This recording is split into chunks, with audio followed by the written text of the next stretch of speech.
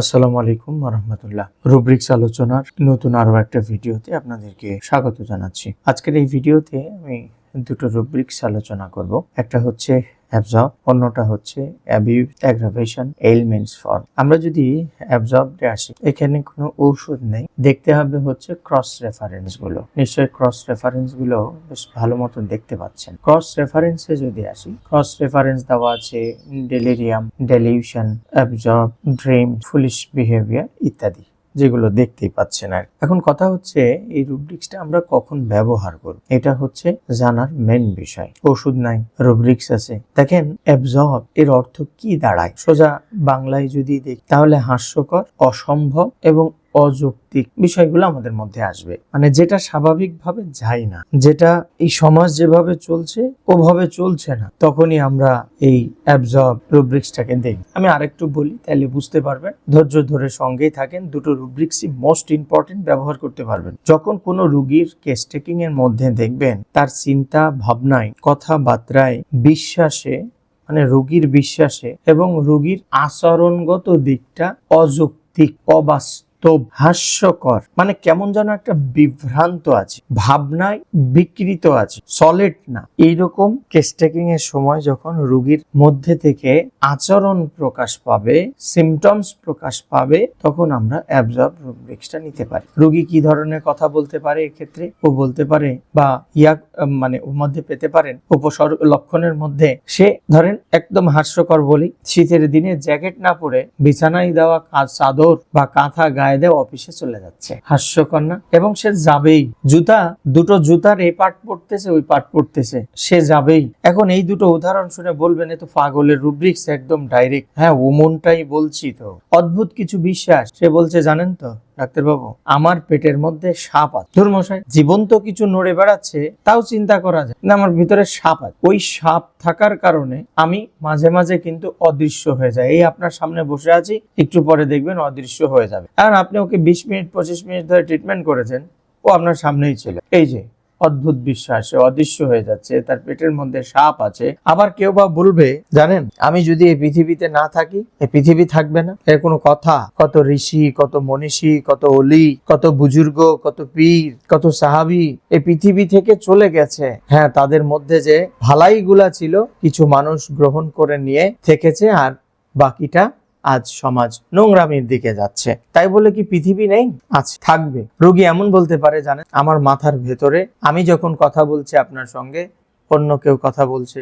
দূরমশাই, অন্য কেউ কথা বলে নাকি? নিজে যখন কথা বলবো তখন। এই যে আমি আপনাদের সঙ্গে কথা বলছি, আপনারা অনেকেই আমার ভিডিও শুনছেন, ভাবছেন ডাক্তার সাদ আমার সঙ্গেই কথা বলছে, আমাকেই পড়া। যখন এই আমার সঙ্গে কথা বলছে, আমাকেই পড়াচ্ছে, এই রকম চিন্তা ভাবনা মাথায় আসবে, তখন এই রুব্রিক্স গুলো ব্যবহার করতে পারবেন। তা না হলে পারবেন না। এমন কোন কথাবার্তা, এমন কোন আচরণ করতেছে যাতে আশেপাশের মানুষ ওর ওই আচরণ দেখে ভয় পাচ্ছে এবং উদ্বিগ্ন হচ্ছে। এই জিনিসগুলো যখন একটা রোগীর মধ্যে আমরা পাবো, তখনই আমরা অ্যাবজর্ব রুব্রিক্সটার আন্ডারে সাব রুব্রিক্স অনুযায়ী delirium, dreams, foolish behaviour, delusion, যখন যেটা লাগে, আমি এই 5টা সাব রুব্রিক্সকে ক্রস রেফারেন্স সামনে রেখেই কিন্তু রোগীর উদাহরণগুলো দিলাম। আরো আসতে পারে, আপনারা দেখ। যেমন ধরেন বাইপোলার ডিসঅর্ডারের কোনো পেশেন্ট আপনার কাছে এসছে, ও পাগলামি ছাড়া আর কিছু করবে? কোন সাইকোসিসের রোগী আপনার সামনে আসছে, schizophrenia, delusion, severe neurosis, hysterical states, এমনকি বাচ্চাদের মধ্যেও এই অ্যাবজর্ব আমরা পেতে পারি, যেটা শারীরিক না, নন আপনার প্যাথোলজিক্যাল না, নন প্যাথোলজিক্যাল দিক থেকে আমরা অ্যাবজর্ব রুব্রিক্সটা বাচ্চার জন্য ব্যবহার করতে পারি। তাহলে এখান থেকে আমাদের মূল কথা কি আসলো? রুব্রিক্সটা অত্যন্ত গুরুত্বপূর্ণ যখন রোগীর মানসিক ভারসাম্য হারানোর লক্ষণ দেখা দেয় বা যাচ্ছে ওইদিকে, তার চিন্তার ভাবনার যে একটা গঠনমূলক আছে সেইটা না করে লঙ্ঘন করে ফেলে, অলৌকিক, কল্পিত বা বাস্তবতা বিচ্ছিন্ন কথাবার্তা বা আচরণ করে, তখনই আমরা এই অ্যাবজর্ব রুব্রিক্সটা চিন্তা করব। বলবেন একটা ঔষধের উদাহরণ দিয়ে বলেন। হ্যাঁ গো, ক্যানাবিস ইন্ডিকা পড়েছেন? হ্যাঁ, বলবেন ও ওষুধ আবার পড়তে হয়, ও তো এমনি পাতা তুলে নিয়ে এসে চিপে রোগীকে দিয়ে দিলেই হয় না, পড়তে হয় গো, আমাকে পড়তে হয়। ক্যানাবিস ইন্ডিকাকে একটু পড়ে দেখেন। এই যে স্ক্রিনের মধ্যে ক্রস রেফারেন্সে কয়েকটা দেখতে পাচ্ছেন, ক্যানাবিস ইন্ডিকা আছে, ওর মধ্যে সময়, স্থান, ওর অবস্থান, প্রত্যেকটা কিছু নিয়ে, ইভেন রোগ নিয়ে, অস্বস্তিকর অদ্ভুত সব বিষয়াদি ওর মধ্যে আছে। আচ্ছা, বলবেন আর একটু সহজ করে বলেন। ওই যে হায়োসেমাস বলে একটা ওষুধ আছে না, নগ্ন হয়ে ঘুরে বেড়ায়, অশ্লীল আচরণ করে, মানুষ সবজন বসে আছে, সে তার যৌনাঙ্গে হাত দিচ্ছে, তাকে ভালো ওষুধ খাওয়াতে যাচ্ছেন, সে বলবে আমাকে বিষ দিচ্ছ, ভাগো এখান থেকে। কার্টুন দেখতেছে বা কিছু একটা দেখতেছে, ওর সাথে আরো 5টা বাচ্চা আছে, ও হলো 6 নাম্বার, বাকি 5টা হাসেও না, কাঁদেও না, সুন্দর করে দেখতেছে, কিন্তু ও বেটা এত জোরে জোরে উচ্চ স্বরে হাসতেছে যে বাকি বাচ্চাগুলো বিরক্ত হচ্ছে। আছে না হায়োসোমাসের মধ্যে ভেরেট্রাম। আচ্ছা, আরেকটু সহজ বলবো, স্ট্রামোনিয়ামকে কল্পনাময় দৃশ্যগুলো দেখতে থাকে, পাগলামো করতেছে, সেগুলা দেখে হাস্যকর আচরণ করতেছে, চরম বিভ্রান্তির মধ্যে পড়তেছে, আছে না? আরো বহু ওষুধ আছে। রুব্রিক্স গুলো দেখে নেবেন, ক্রস রেফারেন্স দেখে নেবেন এবং মেইন রুব্রিক্স কে সব সময়ের জন্য মনে রাখবেন। আমরা দ্বিতীয় নাম্বার রুব্রিক্সে চলে যাচ্ছি, অ্যাবিউজ, অ্যাগ্রাভেশন, এইলমেন্টস ফর। অত্যন্ত গুরুত্বপূর্ণ একটা রুব্রিক্স, ব্যবহার হয় বর্তমান সময়ে, বিশেষ করে এই রুব্রিক্সটা প্রচুর ব্যবহার আমি নিজেও করি। এই অ্যাবিউজ, অ্যাগ্রাভেশন, এইলমেন্টস ফর এর যদি জেনারেলি বাংলা করি তাহলে দাঁড়ায় নির্যাতন জনিত কারণে, অপব্যবহার করার কারণে মানসিক কষ্ট বা অসুস্থতা। অপব্যবহার বা নির্যাতন জনিত কারণে মানসিক কষ্ট বা অসুস্থতা। এবার ব্যাখ্যা করা যেতে পারে। এই রুব্রিক্স বোঝা খুব সহজ। আপনি একটা রোগীর কেস টেকিং করছেন, রোগীর মানসিক জিনিসগুলো জানতে পারছেন, শারীরিক সমস্যাগুলো জানতে পারছেন, তাহলে এই রোগীর মানসিক বা শারীরিক সমস্যাগুলো শুরু হয়েছে কোথা থেকে? আমরা কেস টেকিং এ জানতে পাচ্ছি অতীতে ঘটে যাওয়া কোনো অপব্যবহার থেকে, অত্যাচারের কারণে। এখানে অ্যাবিউজ কথাটা এসছে, অপব্যবহার। এইলমেন্টস ফর মানে কোনো একটা কিছু করা হয়েছিল, সেটা অত্যাচার, নেগেটিভ ওয়েতে এটা ধরছি, যার ফলে উক্ত রোগী এখনো তার মানসিক অবস্থাকে, সেই নির্যাতন বা দুঃখময় যে অভিজ্ঞতা, তার সঙ্গে এখনো অ্যাডজাস্ট করে বেরিয়ে আসতে পারেন। মনের দাগ কেটে গেছে। কত ধরনের অ্যাবিউজ হতে পারে? ফিজিক্যাল অ্যাবিউজ, একটা বাচ্চা একটা গাড়ির ওয়ার্কশপে কাজ করে, তার একটু কাজের ভুল হয়েছে, তার ওস্তাদ প্লাস দিয়ে কানটাকে টেনেছে, 19 থেকে 20 হয়েছে, ওটা ভালো করে বুঝিয়ে দিয়ে কাজটা শিখিয়ে দিবে, নয়তো ভুল হলো কেন প্লাস দিয়ে নখের আঙ্গুল টেনে তুলে ফেলেছে। সে গাড়ির হিসাব নিকাশ করেছে ঠিকঠাক, কিন্তু হিসাবে ভুল হয়েছে, টাকা কম নিয়েছে, কিন্তু তাকে চুরি করার এলিগেশন দিয়ে তার হাতকে হ্যামার দিয়ে টুলের সঙ্গে কাটা মেরে রেখে দিয়েছে। এর থেকে বড় উদাহরণ আর কি হতে পারে বলেন? এগুলো বাস্তব কিনা? বাস্তবতা থেকেই উদাহরণ দিচ্ছি। রুব্রিক্স গুলো আলোচনাই তো করছি বাস্তবতা থেকে। ইমোশনাল অ্যাবিউজ, মানসিক নির্যাতন, এমনি কিছু বলতে হবে? আমার থেকে 2 কলম আপনারাই ভালো বলতে পারবেন। সেক্সুয়াল অ্যাবিউজ, প্রেমের নামে, নোংরামির নামে এই জিনিসটা বেশি হচ্ছে, যার দাপট বেশি সে বলতেছে আমাকে কি করা হয়েছে, রেপ করা হয়েছে, শারীরিক নির্যাতন করা হয়েছে, কিন্তু দুজনের মনোমালিন্য যতক্ষণ পর্যন্ত হয়নি সমস্যা হয়নি। Sexual abuse. বাবা মারা, বিশেষ করে যারা ডিফেন্সে চাকরি করেন, আমি অনেকে হয়তো ডিফেন্সের ইয়ারাও আছেন, আমার ভিডিও শোনেন, দেখেন, পড়েন, রাগ করবেন না, আপনাদের একবারে গোড়ায় হাত দিচ্ছি। আপনাদের ওই ট্রেনিং গুলো, তবে সৈনিকগুলোর মধ্যে এগুলো খুব কম পেয়েছি, কারণ বহু সৈনিক আমার কাছে ট্রিটমেন্ট নেয়, কিন্তু ঊর্ধ্বতন কর্মকর্তা যারা দেখেছি আমি, আমার চেম্বারেই ঘটে যাওয়া, এবং আমার পরিবারেও একজন আছে, এমন ভাবে পিটিয়েছে, মাত্র 8 বছর বয়সে স্ট্রোক করে পুরো একটা সাইড প্যারালাইজড হয়ে পড়ে আছে। আমার পরিবারে আছে, আমার রক্তের সম্পর্কে আছে। কিছুদিন আগেও মিরপুর 14তে এরকম একজন দেখেছি, আমার চেম্বারে, আমার সামনে বাচ্চাটা নড়েছে, এত জোরে থাপ্পড় দিয়েছে, বাচ্চাটার ওই জায়গাটা কালো হয়ে গেছে। এই যে অমানবিক আচরণ এদের মধ্যে চলে আসে, তাদের অহংকার থেকে এই ঊর্ধ্বত্বপূর্ণ আচরণগুলো চলে আসে। একমাত্র কারণ দেখি অহেতুক রেসপেক্টেশন। তারা যতটুকু কাজ করে ততটুকুর মধ্যে তাদেরকে রাখলে এগুলার কিছু হতো না, কিন্তু একটা আমাদের অহেতুক ইমোশন ওদের প্রতি কাজ করে বিধায় এরকম হয়।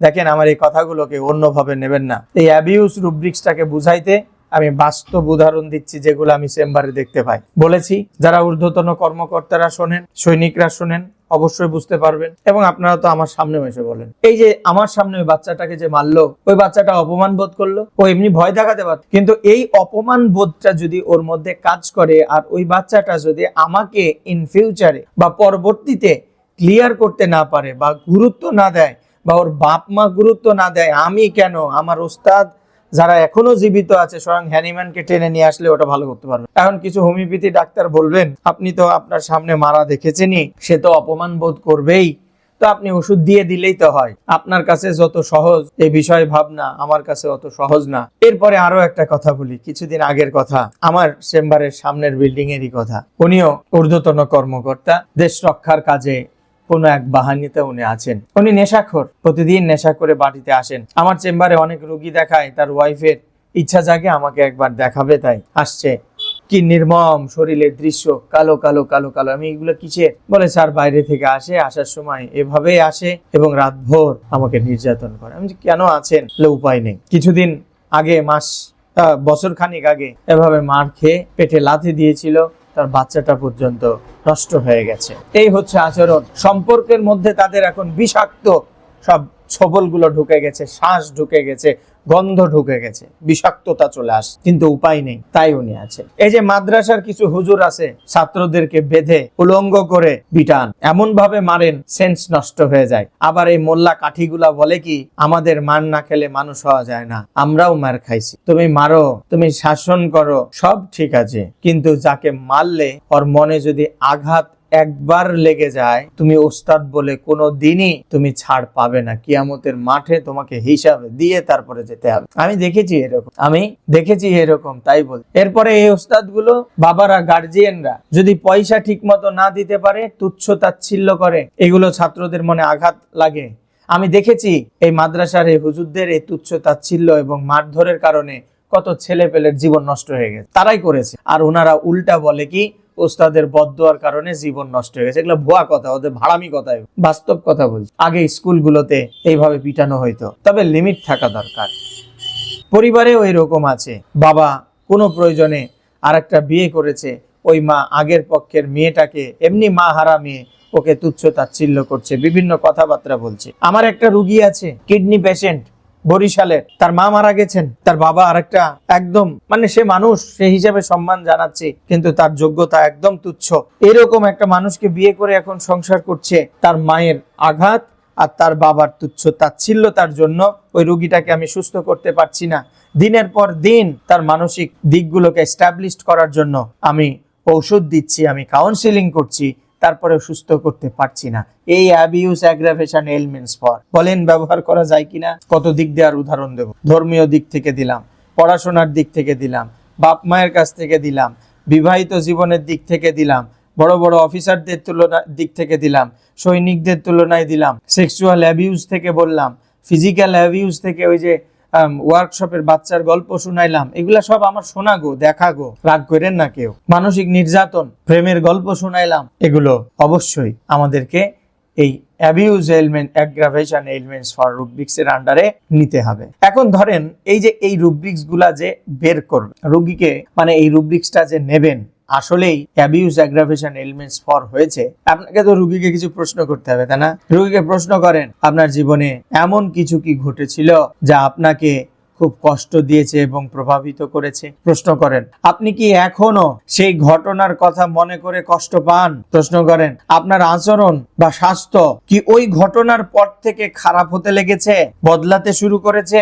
দেখেন উত্তর কি পান। উত্তরে এই যে আমি যে উদাহরণগুলো দিলাম, যদি যে ব্যক্তির দ্বারা অ্যাবিউজ হয়েছে ও যদি ওখানে না থাকে, এই রোগীর চেহারাকে পরিবর্তন করে নিয়ে আমার এইভাবেই উদাহরণ দিয়ে এই কথাগুলো ওই রোগী বলবে। যেমনটা ওই আমার চেম্বারের সামনের ঊর্ধ্বতন কর্মকর্তার ওয়াইফ আমার সামনে কেঁদে কেঁদে বলেছে।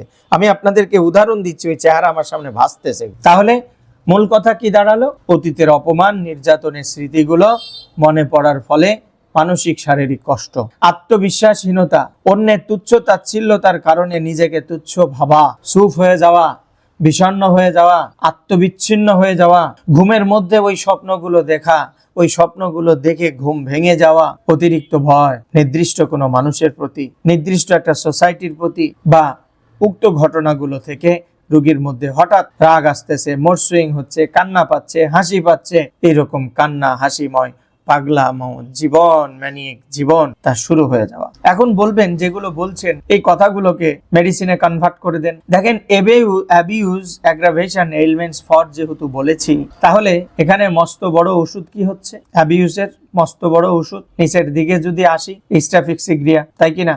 এই যে স্ট্রাফিক্সিগ্রিয়া দেখা মস্ত বড় ওষুধ, বলবেন এটা আবার এইরকম অবস্থায় এর আন্ডারে মোট 86টা ওষুধ আছে। আমরা যদি এর ক্রস রেফারেন্স গুলো সাবরুব্রিক্স দেখি, চাইল্ডহুড ইন ইমোশনাল, বাপের কাছ থেকে সেক্সুয়ালি যদি হয়, give up relationship does not sexual, rape থেকে যদি হয় ক্রস রেফারেন্স দেখতে হবে, rape being aggravation elements for, এখানেও দেখেন কিছু ওষুধ দেওয়া, আর্নিকা, কস্টিকাম, কার্সিনোসিন, স্ট্রাফিক্সিগ্রিয়া সব জায়গায় ম্যাক্সিমাম জায়গা কভার করে আছে। এই যে দেখেন ম্যাক্সিমাম জায়গা স্ট্রাফিক্সিগ্রিয়া কি কভার করে আছে, সেক্সুয়াল, দেখেন স্ট্রাফিক্সিগ্রিয়া। ওয়াইফের থেকে যদি হয়, সব ক্রস এই সাবরুব্রিক্স গুলো এখানে কি দেওয়া আছে স্ট্রাফিক্সিগ্রিয়া। তাহলে উদাহরণ হিসাবে দেখালাম স্ট্রাফিক্সিগ্রিয়াকে। এরপরে ন্যাট্রামিউরকে বলতে পারি না, অতীতের কষ্ট চেপে রেখে কান্নার ফলে অত্যন্ত সংবেদনশীলতার সঙ্গে ভাঙা সম্পর্ক থেকে কষ্ট পাচ্ছে, Ignatia, Ferrum Metallicum, Anacardium, Causticum,